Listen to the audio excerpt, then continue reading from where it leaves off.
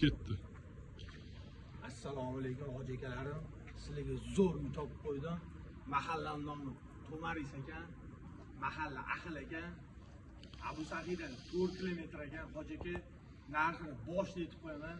Narxi bor yo'g'i $117 qilib qo'ydik hoji aka. Tez aloqaga chiqing. Sunnatiga deysizmi? Sunnatiga o'tib beramiz. Ketdi ichkari. Hoji aka uyga keladigan bo'lsa, 6 ta xonasi bor. Shunaqa xollari, shunaqa faizli bo'ladi. Uyimizni 90% bitgan, fasadni o'zi qolgan. Materiallariga javob beribdilar. O'zim ukamning uylari.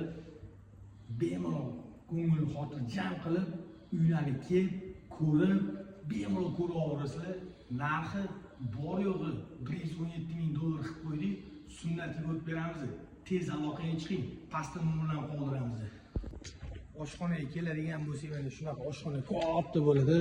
Bemalol choy poylarni ichib, mashqni, bolalaringiz o'ynab yurganda bemalol ko'rib turasizlar. Oynalarni qarang, baqlatligi ichiga.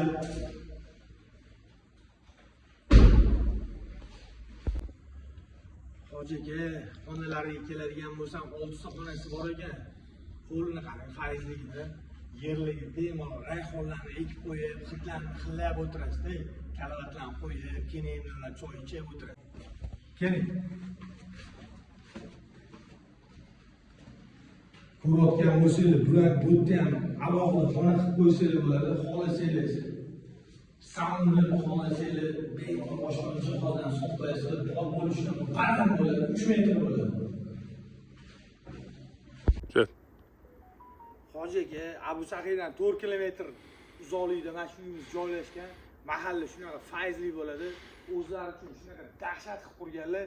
Materiallariga, uyi sifatiga, qurilishiga men o'zim javob beraman.